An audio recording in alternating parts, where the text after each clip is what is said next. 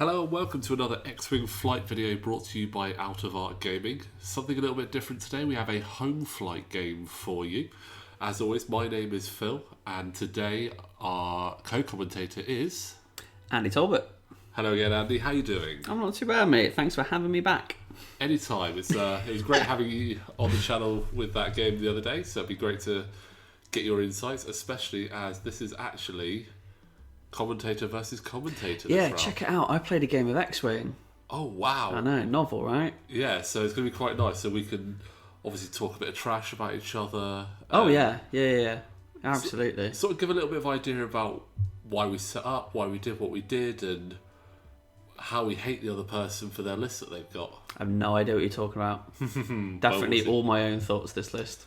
Absolutely. I mean, it's not a list I've ever seen anywhere else. I know. I'm proud of it. Thank you very much. And you know what? Seeing as you're so proud of this list, why don't you run through your list first? Well, thank you, Phil.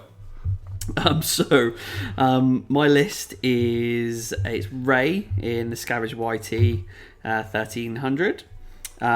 She has, as you may kind of guess, Rose Tycho, Corsella, Finn, Contraband Cybernetics, and Rey's Millennium Falcon title. So nothing we've never seen before then? Absolutely brand new. Yeah. Wouldn't have seen that anywhere else. No. Definitely didn't get it from anywhere else. Pure my own thought. And then we've got two RZ2 A-Wings. First one is ZZ, and then the last one is basically Tally. They both have proton rockets, heroic, and advanced optics. Now, why did you pick these pilots with these upgrades? What was your thinking? Because I saw someone else fly it and they looked fun. I'm gonna this is whatever. Like first game back, kind of like X-Wing wise and stuff. I'm just kind of looking to have a little bit of fun with it. So it looked fun. Like the Falcon being so maneuverable with the ability to do that kind of 3 sloop, clear all the stress, and just keep that extra maneuverability is just super useful. Like the ability between like Rey and Finn and Rose to kind of be able to do all the re-rolls and the kind of like dice shenanigans, target lock shenanigans. You know what? It just looked like fun. Did it look good? Yes. But did it also look fun? Yeah. I mean, it's a lot of utility on that list, so why not? I mean, sometimes you got to start somewhere. This building's not the easiest thing to do when you're getting new into a game or coming back to a game. Even, so exactly. You know what? Kind of it gave me some idea of so what kind of looks good in the game at the moment, what are other people flying, and I've started off using other people's lists that I've seen elsewhere, like forums, YouTube videos, whatever it is, and then I'm taking a few of those lists, seeing what I like flying, and then kind of like coming up with a few of my own off the back of them. But yeah, absolutely no problem with using kind of quote unquote net lists, if you will. So there you go. I mean, you know what? Why not? Like I said, if you're coming back into the game and you want to fly something that's going to be good and you like the look of, go for it. I mean, I've stolen a few lists in my time, so they haven't worked out so well for me, but I've stolen a few in my time. Yeah. So, I mean, the thing is you're saying that you were... I mean, this is in the run-up to an event, right? So you were using a list that you wanted to take to an event. Yes. I also didn't want to turn up with a list that you just completely run over. This is a list that you could theoretically play at an event, I'm sure. So there you go. It kind of gives you good practice, gets me back into the game and playing kind of a list. And I can see why it's competitive. Yeah, absolutely. But yeah, I mean, that's really good. It was good for a tournament practice for me. This is one of the... I think I had 2 more games after this in the run-up to the tournament, so it was very much a tournament practice. Going up against a meta list is going to be good because it really tests out my list. And on the subject of my list, I suppose we best go through that to get you out of the dark. So I'm running a hyperspace legal list. So we have Obi-Wan Kenobi in the Delta 7. He has calibrated laser targeting, heightened perception, and R4 astromech. We have the new LAAT Warthog with 5s and Ghost Company, and 3 Blue Squadron Protectorate V19 Torrents to support. So something a little bit different to your list. Absolutely, and I'm going to do my absolute best not to hum the Halo theme tune every time you say Warthog. I can't promise anything, though. That's fine. It's got to the point where even I now do it. Good. So good. I'm glad I did something right here. I mean, this is a list I took to the tournament, and every time I'm like, Warthog is, and then I'm doing it. So yeah, it was good fun. But I mean, this is a list I have really enjoyed. It's a list I've put to the side for the time being. Now that the tournament's out of the way, so I can play a few other ships. But I was very happy with this list, and it was good fun to fly it. Yeah, I mean, so LAAT, pretty new release. Yes. So why that build? Why Warthog? Why Warthog? Well, from the moment I saw the... Sorry. There it is. You know what? In the comments, leave a comment about how many times Andy does the Halo theme throughout this video. So I ended up picking that particular pilot on the LAAT. After seeing the initial articles that came out and seeing the abilities, Warthog's ability just really sang to me. So after you or a friendly What tune did it use? Oh, you are terrible. You are terrible. So, going back to the ability, after that little bit of stupidity there, thank you. So, after you or a friendly non-limited ship at range 0 to 2 are destroyed during the engagement phase, that ship is not removed until the end of that phase. Now, that ability is very powerful. It works really well with mini-swarms. Hence, I have a mini-swarm of 3 blue squadrons there. Yep. And where it also works on Warthog, it's really going to play into having that lower initiative. Absolutely. So up against 3 I5s, meaning that they can't actually PS kill me. They can't take me out and then I can't do anything. They take me out and I go, okay, cool. So I'm going to shoot back. Slight jargon buster. PS kill? Pilot skill. There we go. Okay, thank you. So PS kill, pilot skill kill. So say if ZZ was to take a shot at one of the blue squadrons in a normal game, if ZZ was to take that blue squadron out, that blue squadron would be gone. Yep, sure. Yeah, so ZZ would be there going, you know what, I'm happy. Now, with Warthog being there, suddenly she's got to go, do I want to be spending that focus to take you out, leaving me defenseless for a return shot? Yep. Yeah, makes sense. So it's a very powerful ability, and there's some new upgrades on the LAAT there as well in Ghost Company and 5s, which also play into Warthog's initiative being a 3, and also the fact that he has that turret arc. So 5s, after you perform an attack that missed, if the defender's initiative is equal to or greater than your initiative, place 1 evade or focus token on this card. Before you engage, you may remove 1 token from this card to gain 1 matching token. So that in itself is a very powerful ability. Being at initiative 3 is very likely that you're going to be coming up against stuff that is equal to or higher. Absolutely. Unless you're coming up against an absolute droid or Academy TIE Fighter Swarm, it's going to work. And then Ghost Company, after you perform a primary attack, if you are focused, you may perform a turret attack against a ship you have not attacked this round as a bonus attack. Lovely. So really using 5s to try and keep that focus alive there. Yeah, exactly. I mean, it was always, I think I've played this list twice now, and you having all been able to have that focus just on the card is just super, super handy each time, just to make sure that you've got that. Particularly, like, even just from a defensive point of view, that focus token is just so utilitarian, you know what I mean? It's just really, really good.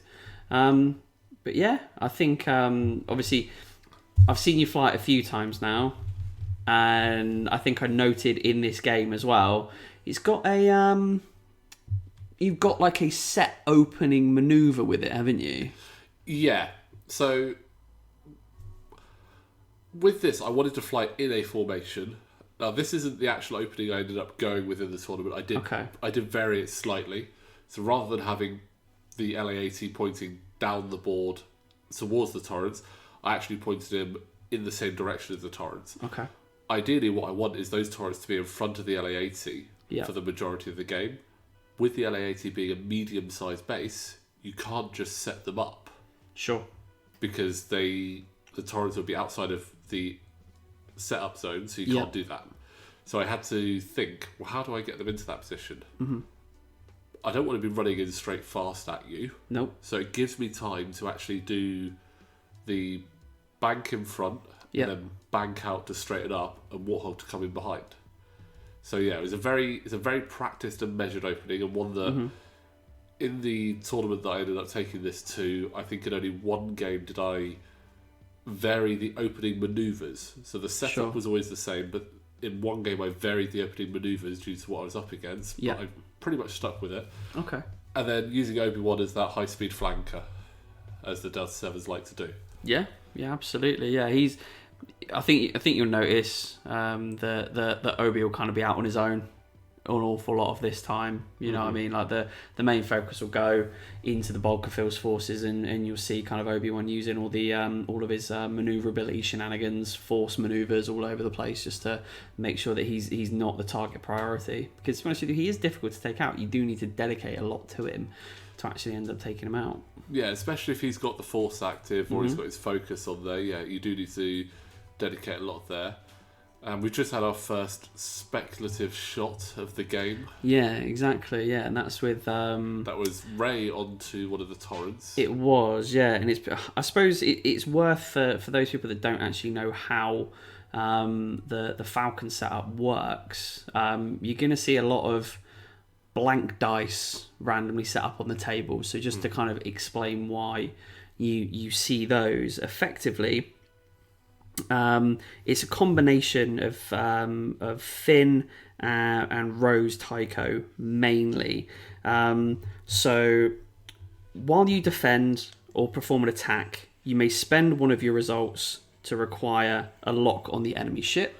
So that's Rose Tycho. So at any point that I get a result, I can spend that to get a lock. Now a blank is a result, so I can spend that to get a lock. I mean, generally, unless you've got heroic and it's all blanks, or you've got that, it's not a very good result, but it is still a result. So. Exactly. Now, thinking about being able to spend a blank to acquire a target lock, while you defend or perform a primary attack, if the enemy ship is in your front arc, you may add one blank result to your roll. This die can be re-rolled or otherwise modified. Therefore, I can spend that die for a target lock, get a re-roll, and then just kind of keep going with those 4 dice, basically. So it means that there's an awful lot of damage that's able to be put out from that ship at range as well. So you're shooting at range 3. Yes, you're going to get the bonus as a defender at range 3, but I'm shooting what is commonly a range 1 set of dice at long range, and I've got a turret, and I've got Rey's ability on top of that, which allows me to do all sorts of extra shenanigans, and Rey's Millennium Falcon, which obviously allows me to carry all the additional stress, which I think we'll probably explain when we come to it later. Yeah. I mean, having 4 dice at range 3 is normally reserved for ships like the Upsilon, the Ghost, and Dash. So that's insane. And you get into range 1, and you get your 3 dice native, your range 1 bonus, and you add that blank, 5 dice at range 1.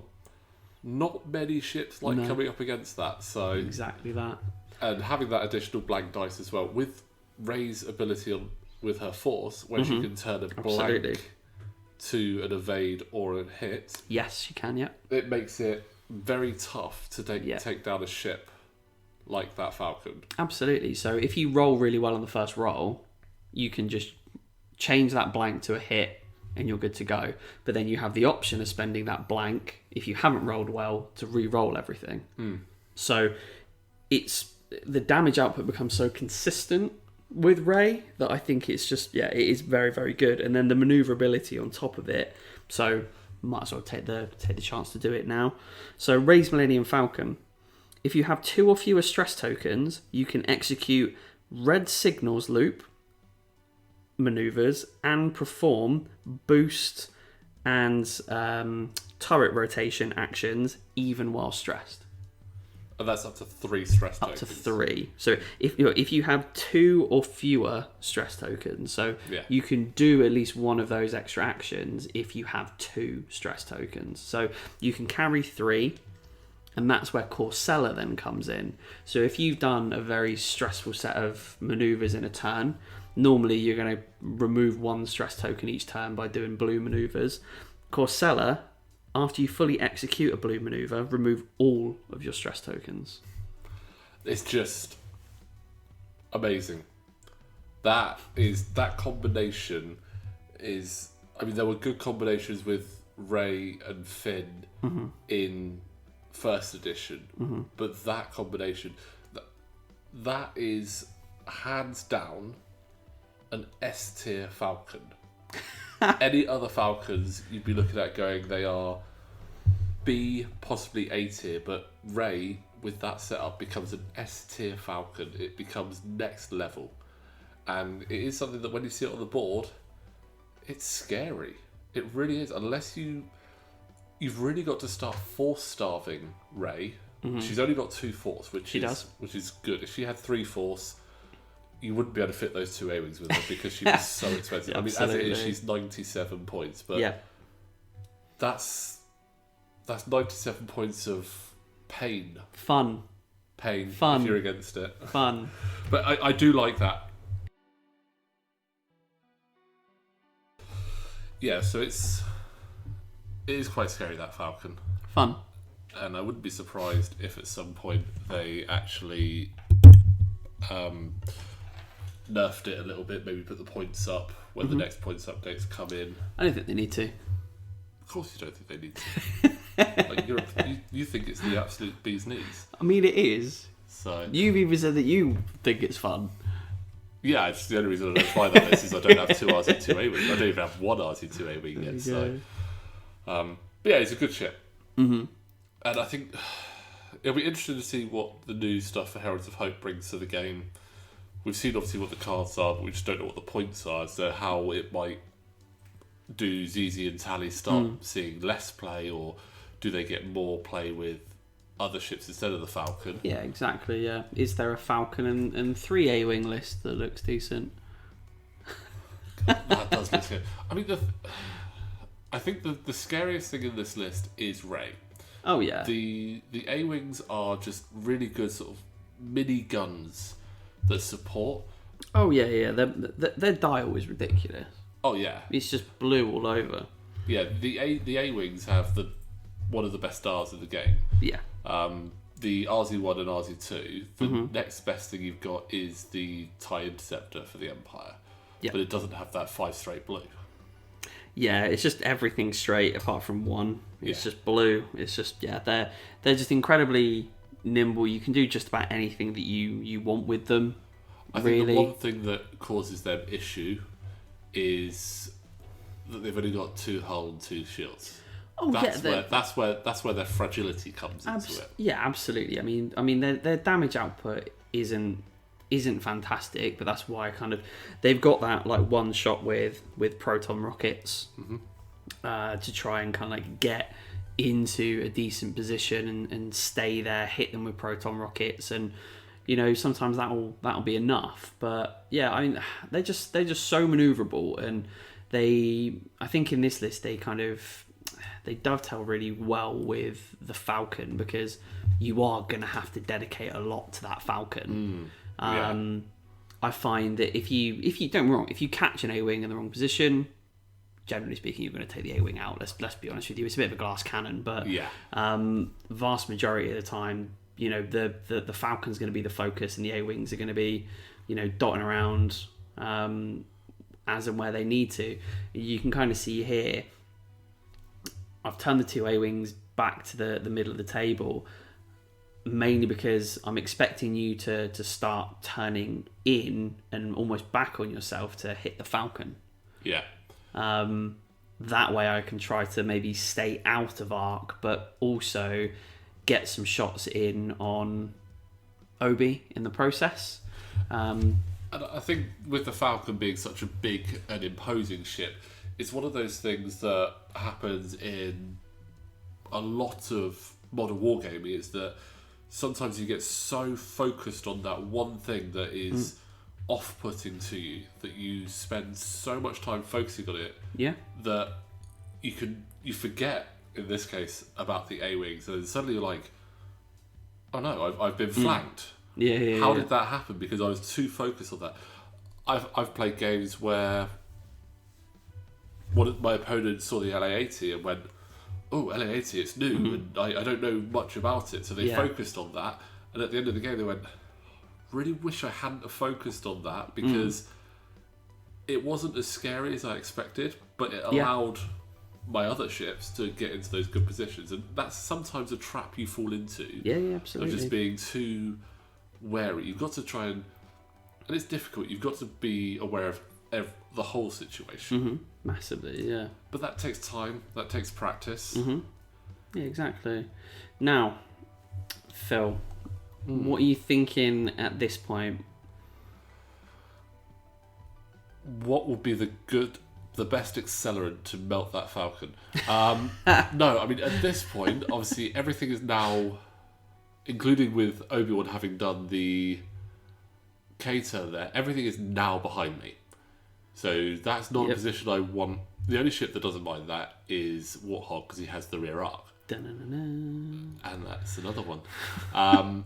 So he's got that ability to shoot out the back. But I need to get myself around, and I need to be getting some shots on target there. And there's your Rose trigger to get that target lock. And that's 2 hits. And then I've used a force there to... So that's 3 hits on Warthog. And that's some damage on Warthog. Early damage there. Early damage. Just the start. Just the start. Go on, Ray. So again, my thinking is I need to get turned around. I see those A-wings and I was like, I don't like those A-wings. I want to get rid of them. Having played this before, I know how difficult it is to get the Falcon down. So I want to get points on the board. And Makes the sense. A-wings are where I'm going to get points on the board.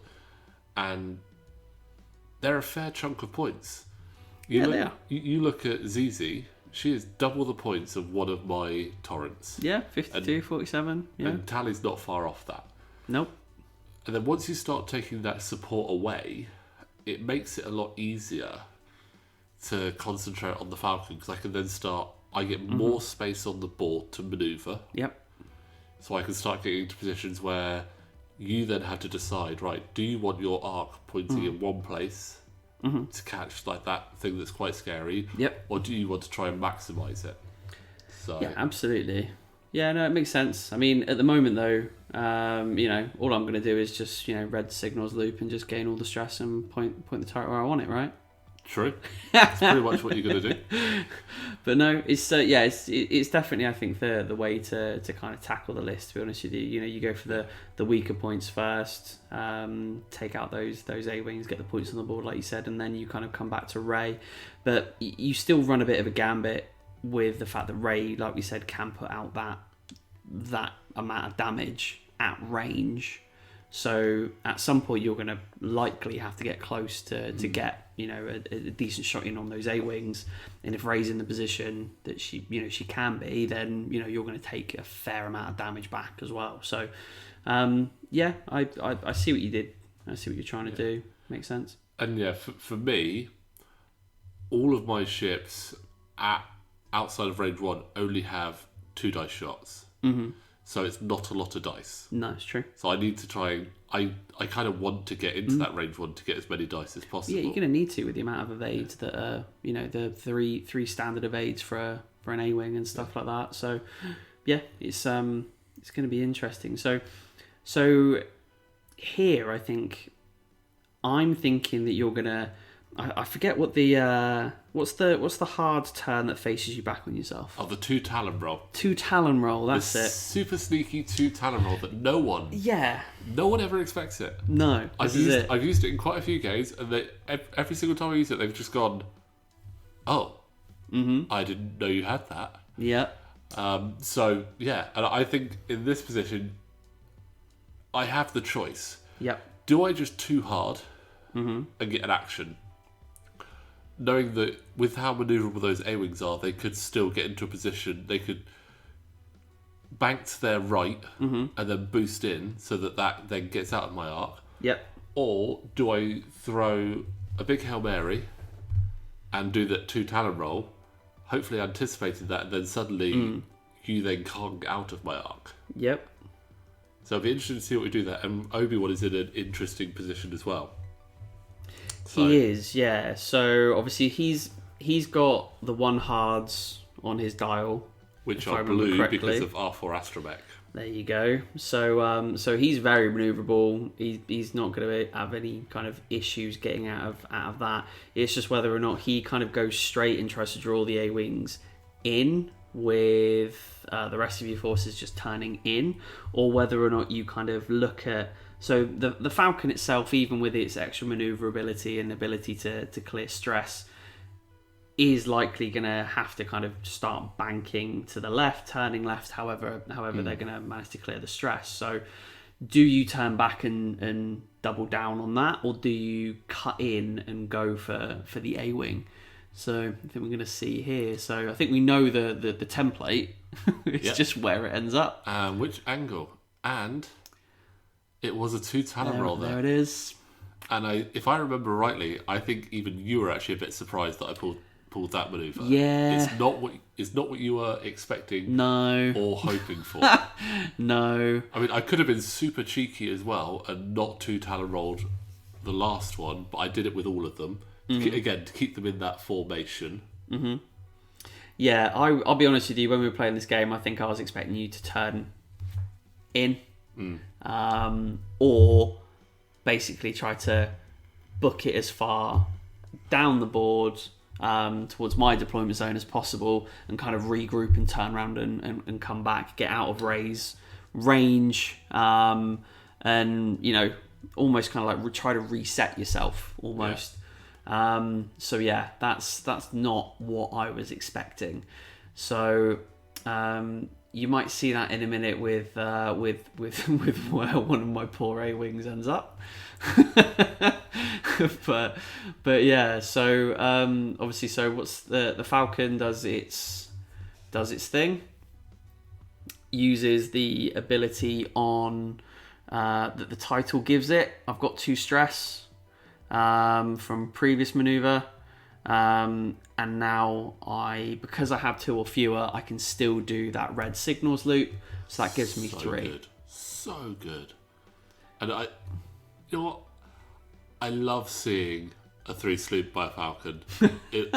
Although it's in this scenario it's the enemy ship, it just still looks cool. Again, I say back to first edition when I used to run a Rayfin Falcon.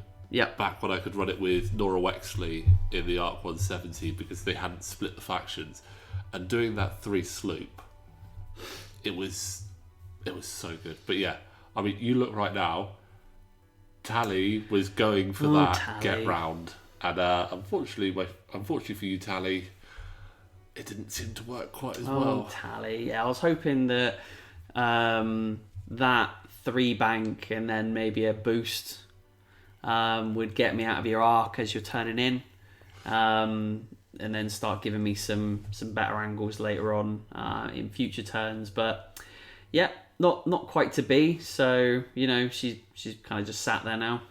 Yeah. Poor Tally. I think the decision for you is: do you continue with that boost in just to get some strong shots on most likely the LA-80 there? Yeah. Well, it's thinking that I'm gonna have the potential of I'm gonna roll 4 dice in one way or another with Ray. Yeah. Am I then also, because I'm gonna shoot first, am I also then gonna be able to maybe get into a range 1 shot and deliver some damage before basically the A-wing gets taken out? Or do I ride my luck at this range, still put some shots in, hope that 1 dice isn't going to be the thing that triggers it, and also see whether or not I can. I think the reason why I boosted there as well is because the Warthog itself has the side arc, the side arc on, so I think I just get out of the side arc of that. I can still put some shots onto the Warthog, alongside Rey and do as much damage there as possible. I'm just going to have to take the shots back at that point. Yeah, and now we see what ZZ does here. Is ZZ going to try and go over the gas cloud? No, so ZZ was going the other way. Mm-hmm. I think looking to try and get in behind Obi-Wan, hoping that Obi-Wan was going to go... Yeah, so looking to get in behind Obi-Wan, hoping that Obi-Wan is going to do some form of straight or bank maneuver there. Yeah. So really, you're really trying to... You've got two strong ships there with the group, and you've got one just trying to see if you can peck away at the almost the saber of my list. Unfortunately, it's almost like I anticipated it and really utilised that R4 astromech with that one heart being blue. Almost. Almost. It's almost like I used the Force. And then a nice boost there. So, yeah, looking at poor that. Tally. Tally does not look like she's long for this world, unfortunately. No. Poor Tally. Yeah. So again, it's one for me, right? It's, coming back in and being new to the game again. It's it's learning just how mobile some of these ships can be. Yeah. Looking at the A-Wings dial, you start thinking kind of like, well, this is going to be one of the most maneuverable ships in the game. I can chase anything down. And obviously, Obi-Wan in the Delta 7, you kind of one-up it, right? There's tricks and stuff like that I'm finding out pretty much each game, and yeah, it's cool. It's fun to see the depth of the game just the more you play. So, and how each ship has its own identity. I mean, the fact that it's got that Obi-Wan has that ability for that double reposition that's really powerful. A double reposition is a very strong ability, especially where you have the initiative. It gives me that knowledge to know exactly what's happening and where to go. So we do have a crit there, and I believe that's fuel leak on Warthog. Which at this stage is not great. So for those of you that have to read your cards every time they pop up, after you suffer 1 critical damage, suffer 1 normal damage and repair this card. So at this stage, not a great one to have. Could be worse, could have been a hull breach. Absolutely. But yeah.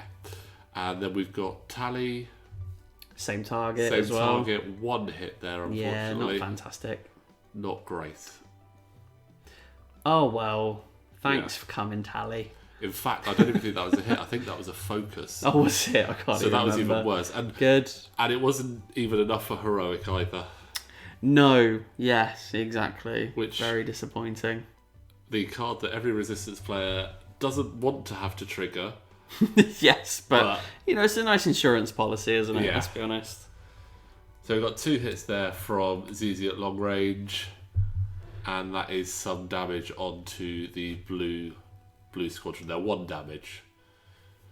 So ZZ, it's the start. ZZ getting a bit. Oh, in fact, that was a crit, and that was a hull breach.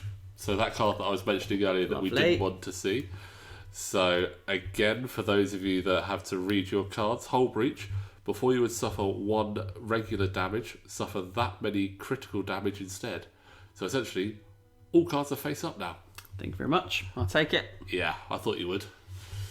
So we've got Obi-Wan now shooting into Tally. Calibrated laser targeting is on because it's in the bullseye. We have range 1. And unfortunately, we don't have a dice cam at the moment. That will be coming soon. But that does look to be a fairly good shot there. Just debating whether to spend the Force. Actually doing fire convergence there instead. Now, I will admit to making a mistake here.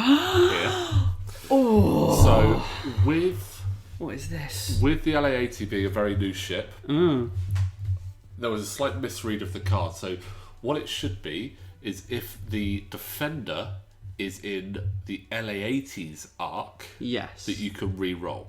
Sure. So not the attacker. So I made the mistake and read it as the attacker, which is where those rerolls came in. So I will admit to my mistake there. Outrageous. Going forward, I have read that card and I'm more aware of it, so I know how it works. But normally you would find that you'd want your ship in the arc to give that extra. Yeah, help. I get you. I mean,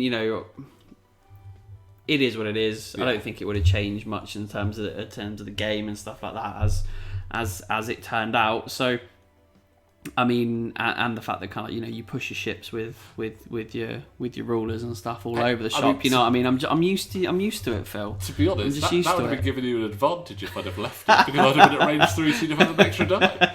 So, well, give with one hand, take with the other, eh? But yeah, no, I mean, I suppose it makes sense. I suppose thematically, the card would be a case of kind of they're tracking the ship for you, so that's why you're going to get the better shot on it. So it kind of makes sense. Yeah.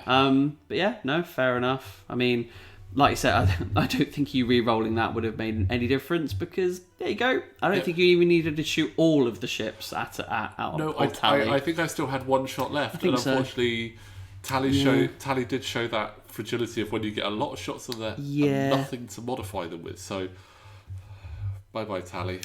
Poor Tally. I'm not gonna lie. At that point, I was probably a little bit buzzing about that. You were very happy. Yeah. You still are now. You got a proper grin on. I'm looking at that. I'm proud of myself. Good work, lads. Good. The 2/12th doing their job. But yeah. So just more that Ray needs to do. Yeah.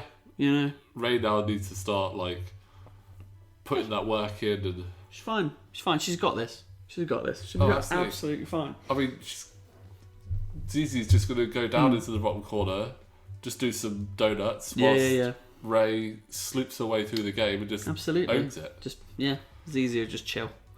So what are you thinking now then? So I've got an A-wing behind you, and the Falcons in front of you. Are you now thinking, right, okay, I've got some points on the board, I'm going to double down on the Falcon?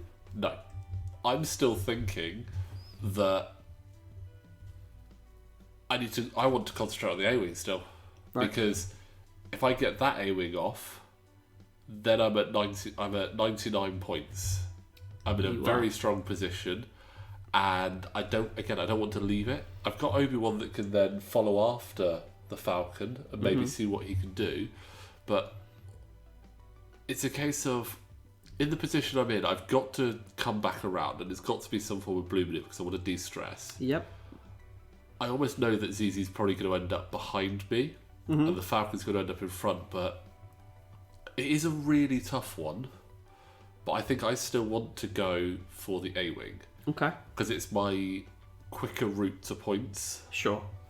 So, I mean, you think if I just take two shields off the A-wing, that's half points there. I have to take a lot more off of Ray to get to half points. I've got to take 5 or 6 health off Ray. And that's a lot harder. Oh, yeah. I mean, you've just seen Tally go down quite quickly. What's your thoughts at this stage? Ah, poor Tally. That's my thoughts. So, yeah, I think at this point I feel like I threw Tally away to a degree. Didn't get any benefit from her whatsoever. Didn't even get off the proton rockets. So very much a kind of throwaway piece. So I'm gonna need Ray to do some heavy lifting. Obviously, I want to clear the stress on Ray at this point. So it's got to really and truly be a blue maneuver. Yeah.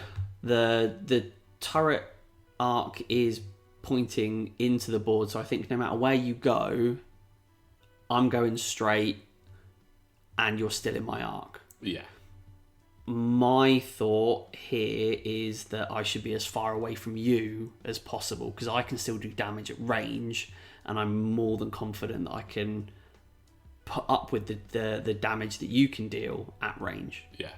Particularly with that extra blank dice, raise force that can modify it, all of that kind of fun stuff, right? A lot of shenanigans. Exactly. ZZ needs to start going for a target that isn't Obi-Wan. That's literally my thought at this point. When you escaped at that point, I'm like, Obi-Wan can do what he wants now. Yeah. So I need to get into some of your swarm, effectively. That's where ZZ's going to do the most damage and get the points back, really.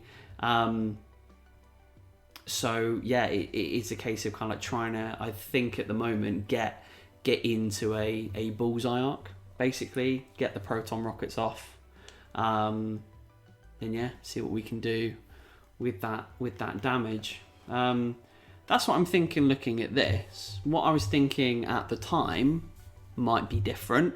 We will see. I mean, you'll see. Yeah, I mean, this is one of the great things about watching the game back is that hindsight. You really can, you can have second thoughts. Absolutely. I mean, in this game, being a timed game, you don't have a huge amount of time, so you've got No, of course not. You've really got to like get in there quickly, especially for yourself. You're a little bit again. Hey. This is a casual game. I mean, this game was at home. I was just comfortable. I was comfortable playing this. So, but yeah, absolutely. And when it's in a time game, there are things that you sometimes you do and you go, "Oh, why did I do that?" But looking back at it, you've got that comfort to sort of look at everything from a slightly different angle. Yeah, I mean, the thing is like you know what I like about doing this the most. It is exactly that. It's kind of I can see now what I would do, and you've got a video log to learn from your mistakes to a degree, and I'm sure you doing this multiple times now with your own lists and stuff. You've probably been able to see that benefit as well. So, absolutely, and it's not just even learning stuff about my list. I'm also I want this to be entertaining for people, but I also want it to be something that they can look and go, "Oh, that's something that I didn't think about before," or "That's a different way of doing it." I've used some of the videos I've watched and come up against some of the lists that we've had on the channel before, and it's made me go, "Oh, actually, I'm now a bit more familiar with that list because I've seen it now, or I've seen certain ships I haven't seen before, so maybe I've got a bit more of a plan." I mean, we had the triple Nantex list up on the channel the other day. Okay. And at first I had I've never flown against a Nantex, I don't know what to do with them, how to combat them. Yeah. Watching that game, it made me learn, right, so this is what they can do. And I did end up actually flying against that triple Nantex list, and because I had that little bit of pre-knowledge about it, I was able to actually combat that a little bit better. Yeah, definitely. So knowledge is power. It does help, yeah. So it looks like ZZ has turned in hard to go, yep, come at me, Torrance. I need to avenge my friend. Yeah, don't know why I did that now. Yeah.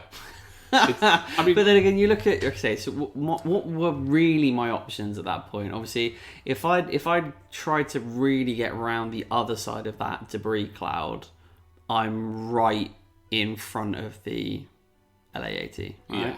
So I'm getting run over by Master Chief. All sorts of bad stuff's going to happen. So I don't really know at that point where what would have even been a better option, to be perfectly honest. Yeah, it is a really tough position. 5K'd, maybe. I think a 5K would have been worse. I think if you'd have done a 3 bank and been face to face with Warthog, you'd probably you would survive that. Yeah, I'm not gonna lie, you'd survive it.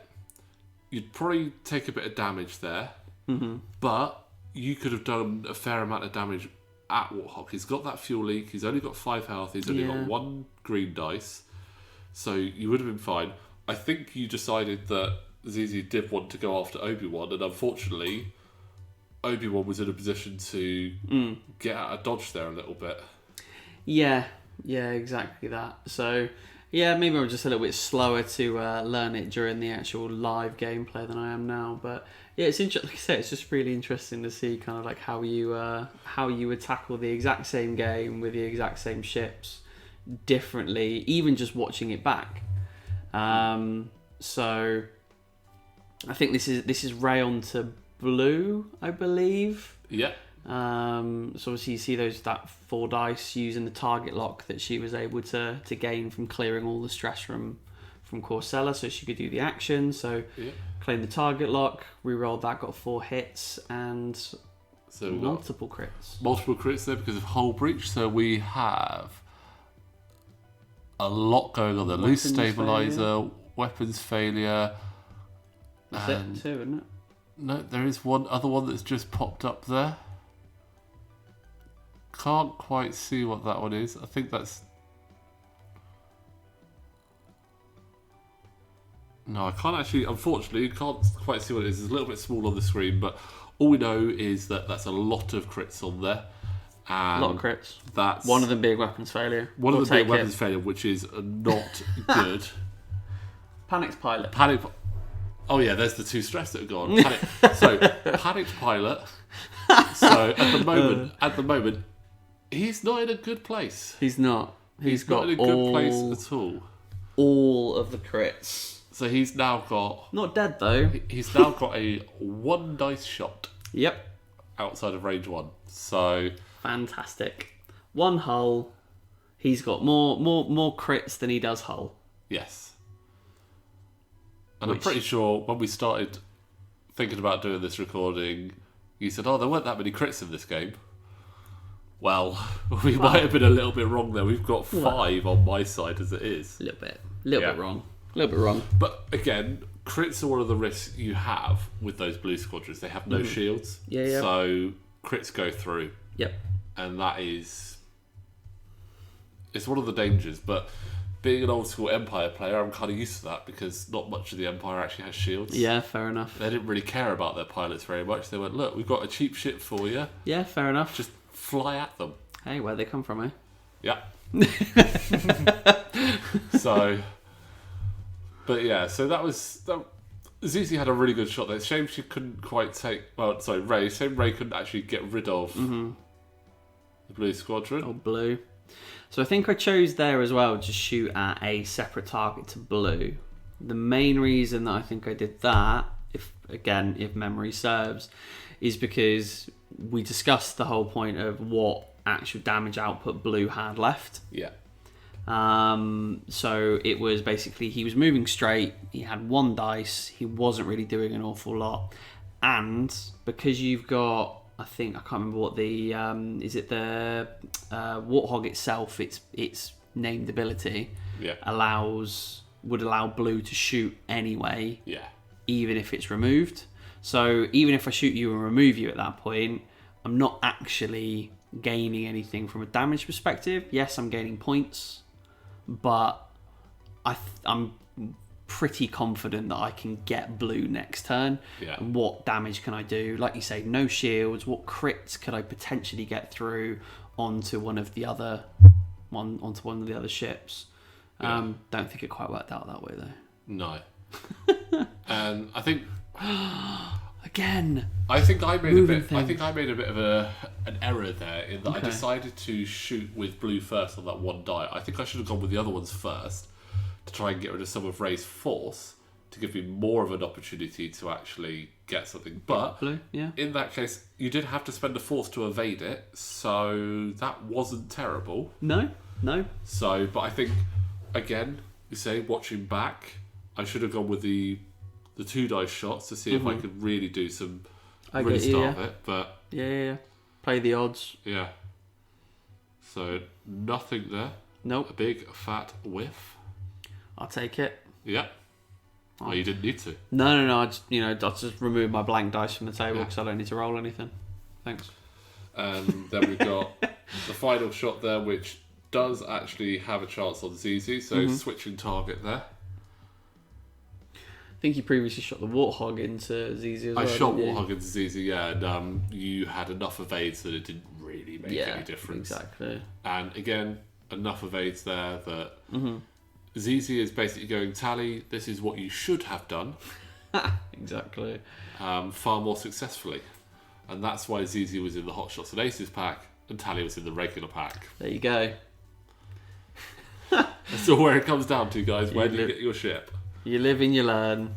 Buy the special ships. Buy the pack that was on Amazon for 60 quid. Oh. Yeah. Wow. That's why I was glad when I saw it in the store. There's no way. I wanted the cards, but there's no way I was spending that much on them. Yeah, fair enough. So, at this point, then, Phil, if you were to play this turn again, before you see what you actually did. So, I would be using blue as a blocker. Just going 1 forward. I need to clear the stress, so I want to clear one of those stress. Yep. I want to put it in the way of ZZ. Okay, yep. I think I'd just have them all going straight because I think that Zizi is more than likely going to try and turn around. She might continue. She might continue to go for Obi-Wan, whilst Rey deals with those torrents. Because at the moment, I don't think Rey is scared of those torrents. Okay. So, and Warthog is... She's not. Stressed. I'll confirm that. Yeah. So Warthog is stressed. So what I need to be doing again with Warthog is a blue maneuver. It's not going to be... How many times is that now, guys? It's not going to be the bank maneuver, because that's going to put me on the debris, so clear and regain the stress. So Warthog is doing a 1 or 2 forward, more than likely a 2 forward. Yeah. Clear that stress, rotate that arc, link it to a focus, see if you can get both Rey and Zizi in arc to try and get Ghost Company to trigger. Yep. And Obi-Wan is just going to try and follow behind the Falcon. Wherever Rey goes, Obi-Wan will follow. Absolutely. Being that voice in her head, and just see if he can get some shots in there. And possibly if Zizi decides to turn in to try and intercept Obi-Wan, maybe get some shots there. Yeah, makes sense. But I mean, it's a little bit of an awkward... I think I'm in a bit of an awkward position there. Yeah, I think so. I mean... I don't necessarily think awkward. I think if you're going to kind of like bring your guns to bear, I think this is a positioning turn for you. So the Falcon's going to be there in front of you. If you do one straights, one banks, whatever it is that you need to do with the ships other than blue, then like the Falcon's going to be there for you to take some pot shots, but the likelihood is it's firing back at you. I think for me, like again, the Falcon just keeps going straight for now. I don't think there's any reason for it to duck back in just yet.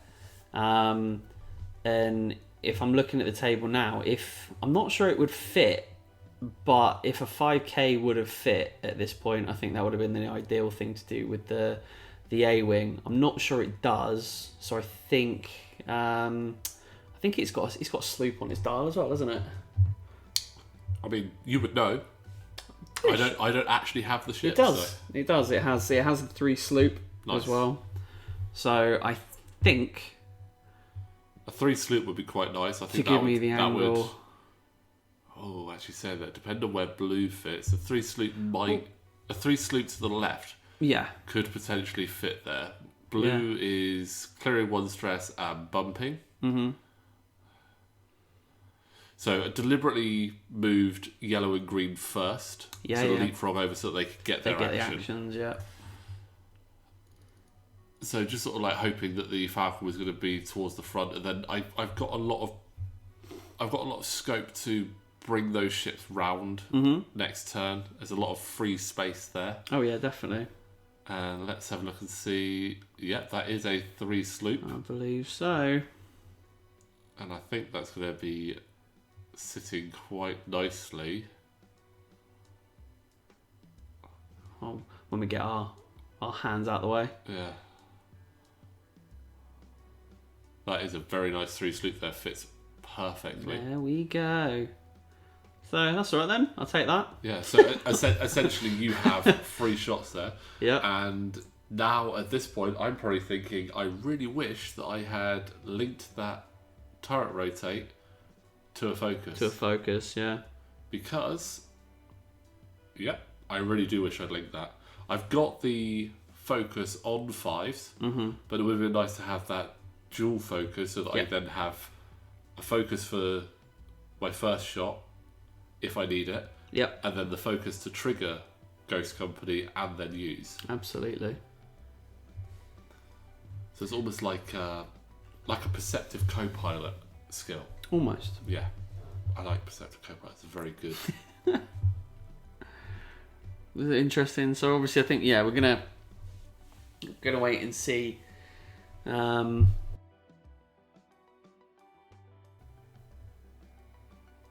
About Obi following on from the following on to the Falcon. So Falcon's gonna boost.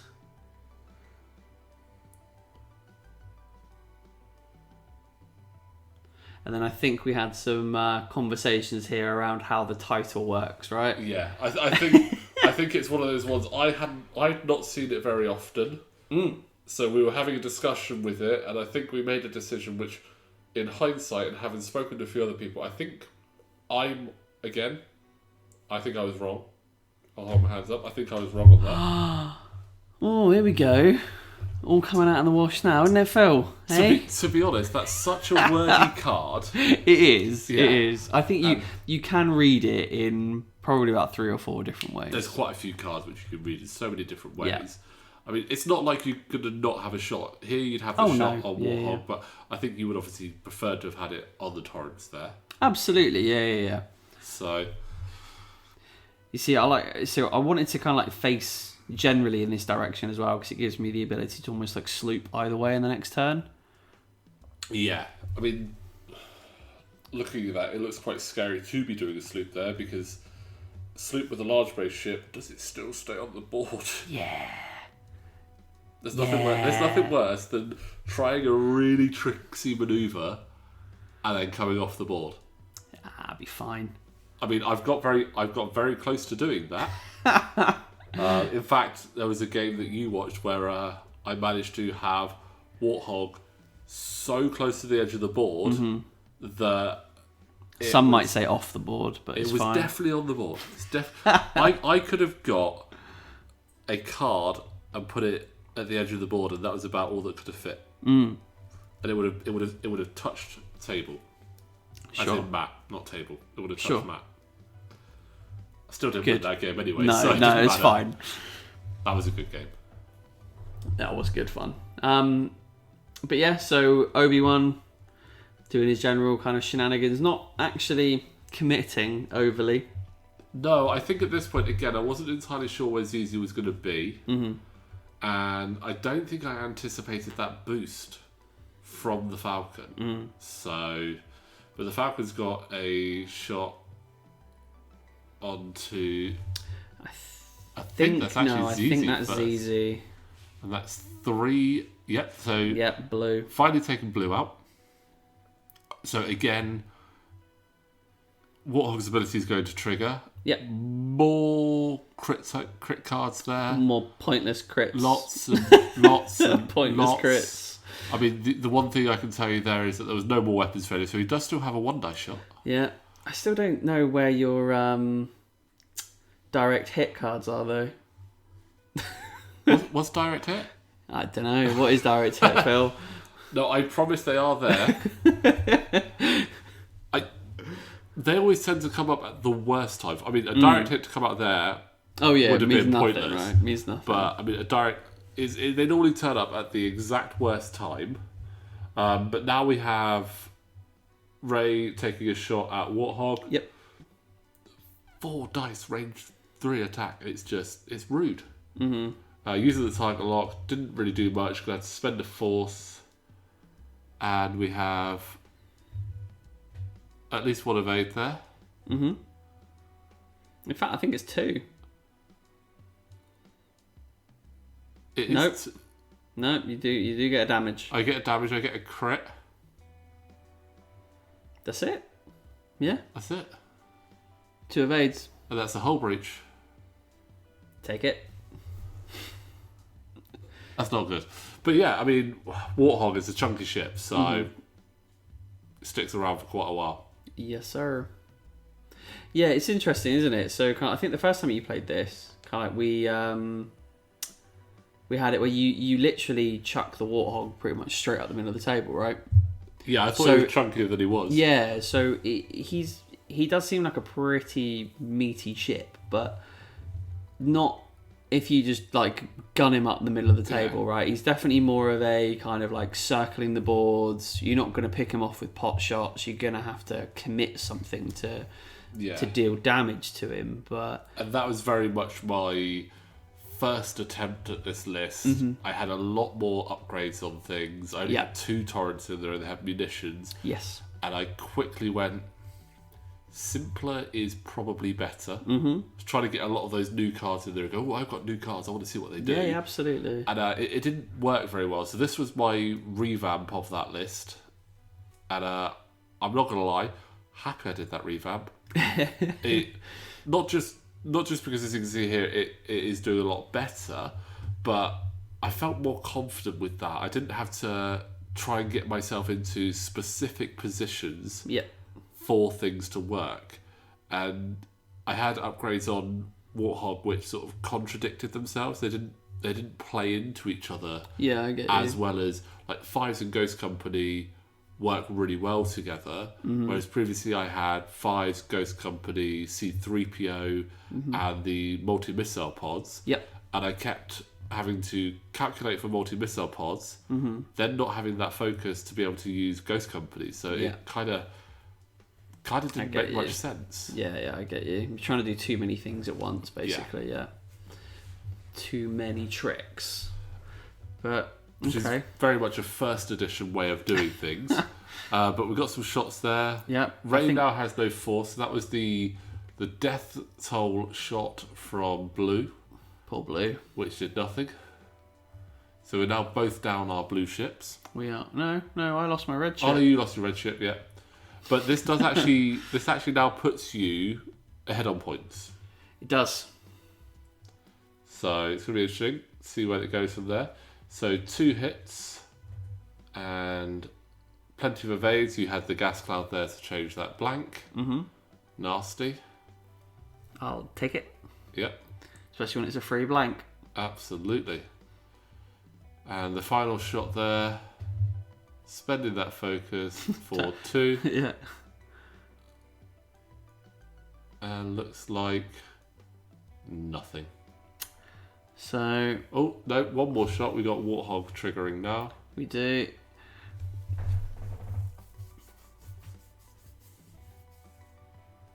So adding that focus from 5s. I mean, the plus side is he's not stressed now.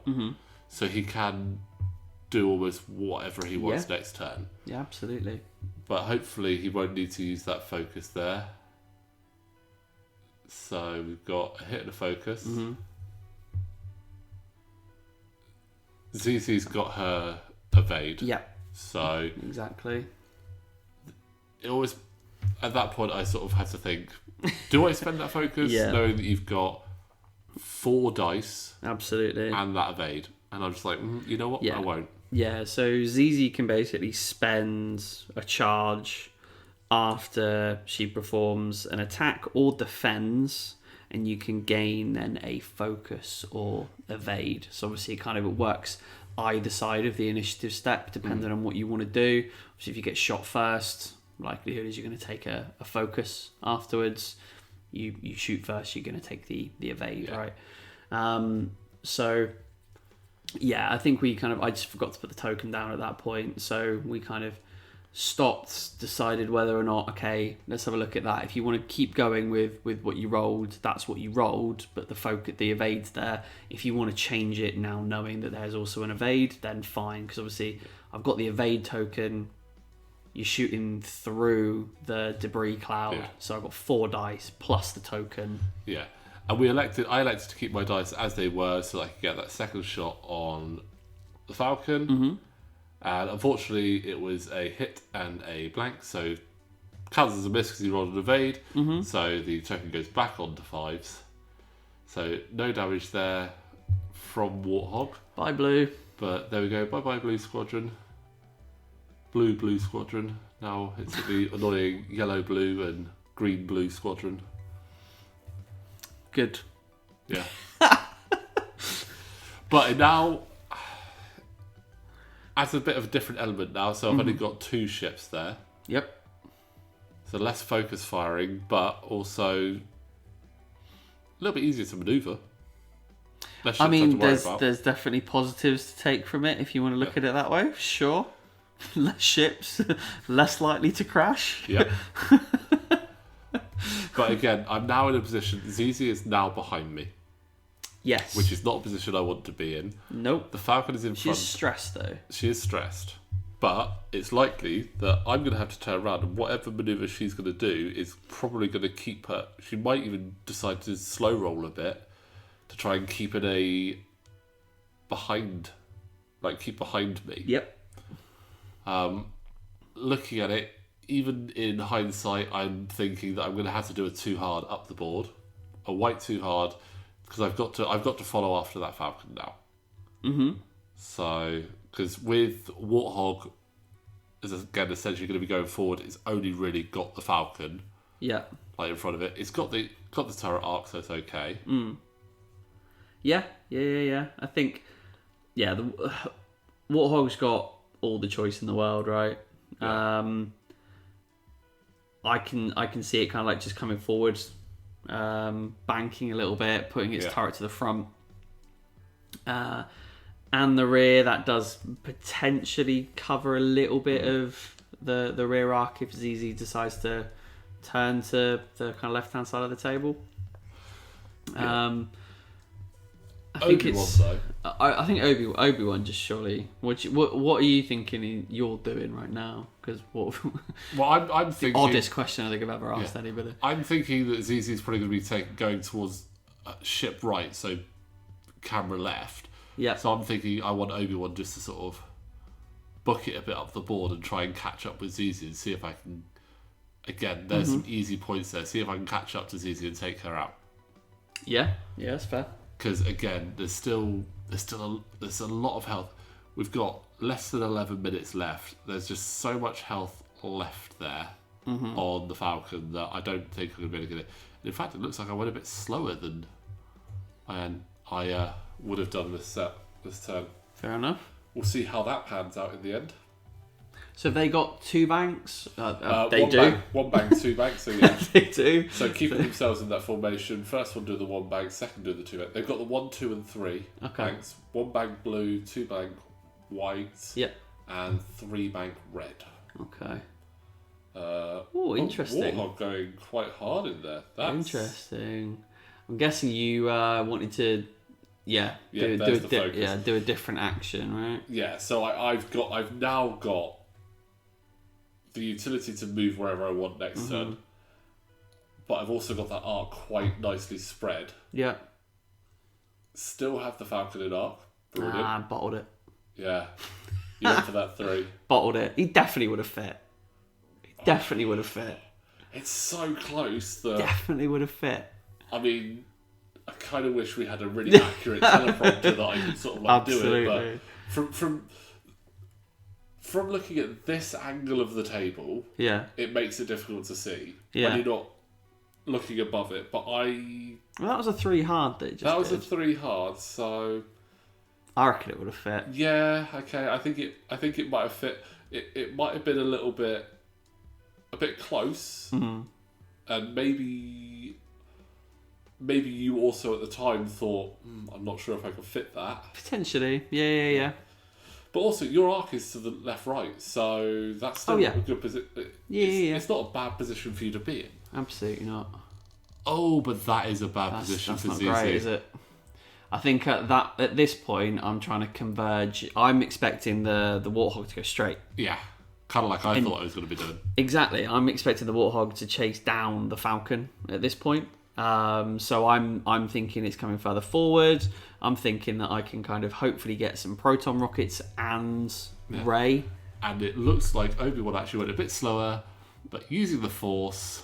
And that is not where ZZ wants to be seeing Obi-Wan in her rearview mirror. Not overly, no. Not overly. And I'm looking back at this now, and I can imagine that at the same time, I probably had the exact same look on my face as I do now. Awesome. Smug grin. Yep. Flown. Like, we'll say this was completely thought out, completely planned. Absolutely. Exactly what I was expecting to do. Absolutely. I just knew you were going to do that. I mean, yeah, it was fortunate for me. I'm not going to lie. I think but Obi-Wan's just got that great ability to be able to do kind of like all of those one maneuvers. And then just kind of do what he wants with the Force, right? Yeah.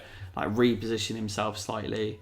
Because obviously I think you're probably anticipating me there going pretty much like, trying to keep going for the more of the swarm. Yeah. But it's not happening. Yeah. Gone somewhere else, you can kind of like come in and then make sure that you're at range 1 with the Force. So, yeah, it's just a really good ship. Yeah. Really good ship. And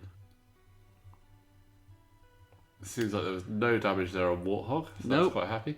And this is a nice range 1 calibrated laser targeting shot. Oh, and that's all of the hits there. That is all of the hits. Definitely what I wanted to see. Yeah. So that's not good. You're having a look to see what you could do. That's anything. That's please. 2 shields and a hit. Yeah. Ouch. Poor old ZZ. Poor old ZZ. And you couldn't even get your arc twisted to the back, so ZZ doesn't have a shot. No. So now it's all down to the Torrents and the LA-80 having a go at Ray. Ray now has no force, so this is a nice position to be in. You will have the gas cloud for probably both of those Torrents due to the angle. Warthog's got a clear, nice shot. Yep. Range 2 with a focus. And that's hit crit. And that's at least 1 going through. Yeah, it is. Yeah. So first damage onto Ray with under 6 minutes left in the game. I've only got 10 left. You're now at the same amount of health that Warthog started with. Yeah. So we have range 3. Spend the focus for 2 hits. And that's another shield off. Slowly plinking away. Slowly. Very, very, very slowly. See, fighter conversions would have worked there if I'd have realised. So admittedly I did it wrong earlier, but I also did it wrong there, which actually went in your favour. Sure.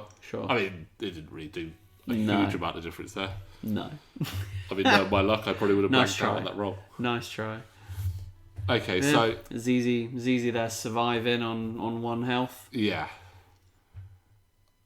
I mean, I had to say that shot probably did better than you would have expected with the odds on average there. Getting all 4 hits. Mm-hmm. I don't regularly see that when I'm flying Obi-Wan. No. Normally, if I've got that calibrated laser targeting and I've got the focus, that's when I start getting the blanks. Yeah, I get you. So. Yeah, it's interesting. I mean, past 1 evade. The funny thing, so is it at half you get half points, isn't it? Yes. Yeah. Okay, so once you hit half, you get half points. Yeah. Shame. Just triple evade. Triple evade would have won me the game. Well, it depends on what the latter. We've still got at least 1 more round in here, so depends what would have happened in that 1 round. You've got to get Warthog out of dodge. Yeah. If you get Warthog out of dodge, then I need to get very lucky on getting rid of one of the blue squadrons, because at only 26 points, that doesn't tip me to enough. You still win by 3. I mean, if you take Warthog out, that gives you another 31 points, so that puts you on 88. Mm-hmm. If I get the last of ZZ down, then I've got it. I've got to basically just book ZZ somewhere else at this point, and then hope that Ray can take out the Warthog. I mean, the difficulty is I can't really see a spot that you'd be able to book ZZ out of there quite nicely, because if Warthog turns around, his arc's still in the right direction. The torrents are coming up. Obi-Wan is right behind you. So the only thing that I can think to try to do is 1 hard around that debris. Around the debris. And then boost. And then boost, yeah. Yeah, 1 hard and boost. That's the only thing that I could think that maybe would get me away. It would at least get me kind of at range 2. It'll be something I would not expect as well. I wouldn't expect that kind of manoeuvre. Aggressive. Yep. Going aggressive with Warthog there. Keeping that arc in that angle, so taking the focus. Yeah. Again, it's one of those things where I think we're playing reasonably casually when it comes to this point. If we kind of if we're focusing on that clock and we're like we had 57 and 73 points up in front of us, Yeah. potentially you would have played it slightly I differently. mean, if it was a tournament, would I have just gone for the fastest move Warthog could do to get out of there and turn away? Yeah, quite likely, right? Possibly. But again, this is a casual game, it's for fun, and hey, we want to go a bit... Oh, what have we got? We want to go a bit difficult. Oh, that's a 3 hard. I think so. Ah. Yeah. There's a problem with that one. There's a little bit of a problem in there. Yeah. Don't quite fit. So yeah. So that's all on me, really. I mean, it's literally there's You're one. strained. Yep. There's 1, 2, and 3 hard on the dial. 1 and 2 would have been fine. For some reason, I chose 3. Hey ho. And that now puts you within arc of 3 ships at the moment. You've kind of got to hope. Sloop. There's the sloop. You've kind of got to hope now that Obi-Wan didn't anticipate that and tried to either follow you around super quick, which wouldn't have fit, or I'd go for the Falcon instead. But there's the one forward. I think you're gonna be. I think you're gonna be all right. Yeah, cheeky little boost in, do you reckon? Yep, spending the force. Barrel roll. Barrel roll. Spending the force, barrel roll. Yeah. Not a fan. Oh, I love it. That's two very well spent rounds of manoeuvring there from Obi-Wan. Really, really like that. I'm really. You verbally pat yourself on the back. Absolutely. I mean, I'm not going to lie. It's nice when you can look back and see some of those moves that worked really well. Yeah. Again, another really good reason to have these games on camera. Yeah, and I do. It does feel good. Like I think we've flown a couple of other lists and stuff like that. Some more kind of like Empire races and stuff like that, and you can just do some when you got ships that do kind of like all the shenanigans in the world and stuff like that. If you pull off all of these maneuvers that nobody was really expecting, or you just kind of like fit between all of the obstacles and stuff on the table, then it does just feel very satisfying, right? Yeah. And Warthog there taking a lot of damage. Mm-hmm. Is it enough? Not enough, no. No.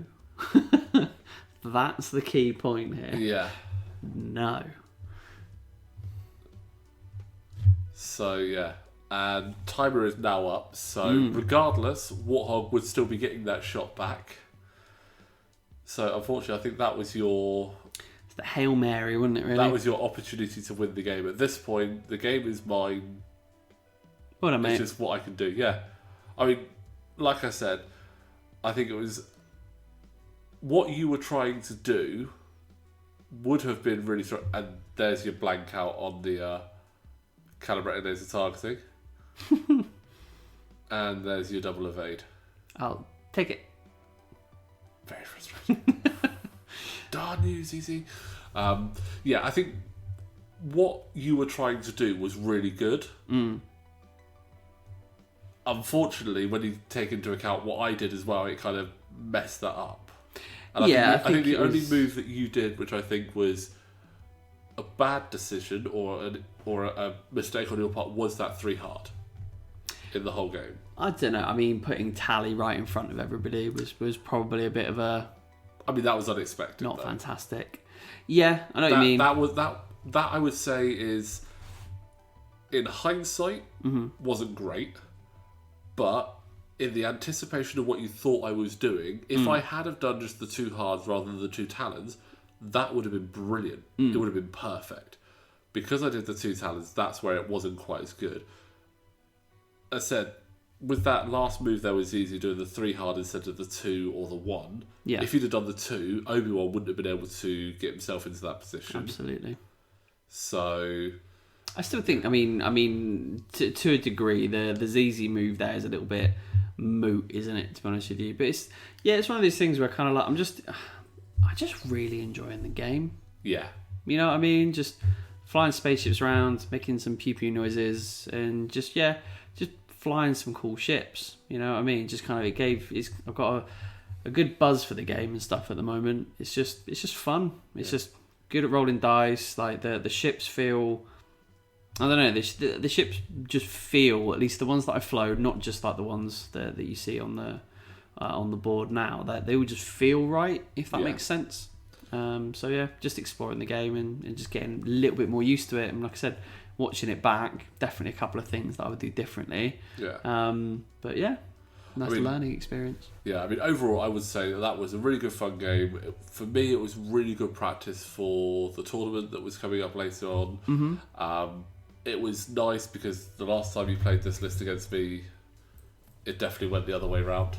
Oh, he did, yeah. You did a lot. You did a lot better with that. So I'd learned from that, which was good. But I agree with what you say as well. I mean, props to FFG. They've done a lot of work with the ships to make them all feel almost unique and have their own sort of sensibility of how they work. Yeah.